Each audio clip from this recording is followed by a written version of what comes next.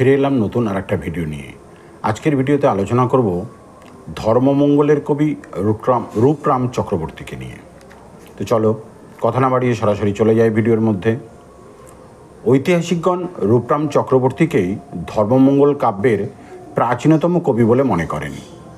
তিনি তার কাব্যে যে আত্মপরিচয় দিয়েছেন তাতে জানা যায় তার পিতার নাম শ্রীরাম চক্রবর্তী, মাতা দময়ন্তী বা দৈবন্তী।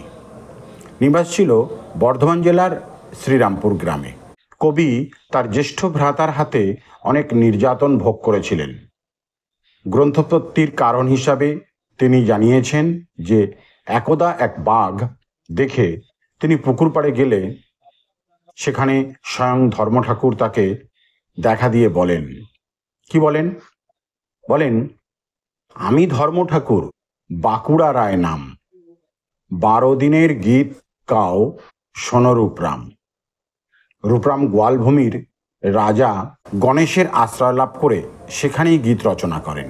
ধর্ম ঠাকুরের পূজা করবার অপরাধে রূপরাম বোধহয় সমাজচ্যুত হয়েছিলেন। কেউ কেউ মনে করেন যে তার সমাজচ্যুতির কারণ কোনো এক হাড়ি জাতীয় কন্যার প্রতি আসক্তি। রূপরামের এই গ্রন্থের রচনাকাল রূপে একটি শ্লোক রচনা করা হয়েছে। শাক সীমে জড়ো হইলে যত শাক হয়, 4 বাণ 3 যুগে ভেদে মত রয়। রসের উপরে রস, তাহে রস দেহ, এই শোকে গীত হইল লেখো কর্রা লহ।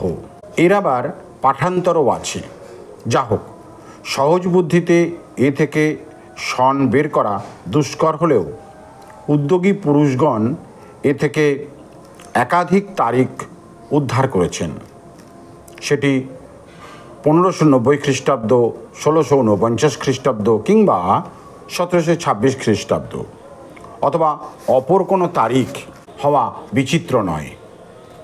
তবে কাব্যে শাহজাদা সুজার প্রসঙ্গ উল্লেখিত হওয়াতে মনে হয় কবি 1649 খ্রিস্টাব্দে কাব্যটি রচনা করেছিলেন। কবি রূপরাম কাব্যটির নাম অনাদিমঙ্গল রূপে উল্লেখ করেছেন। গ্রন্থের অংশমাত্র প্রকাশিত হওয়ায় সামগ্রিকভাবে গ্রন্থ বিচার সম্ভবপর নয়। যতটুকু পাওয়া গেছে তা থেকে মনে হয় সপ্তদশ শতকের ধর্মমঙ্গল কাব্যের কবিদের মধ্যে রূপরাম অবিসংবাদী শ্রেষ্ঠত্ব স্বীকার করতে হয়।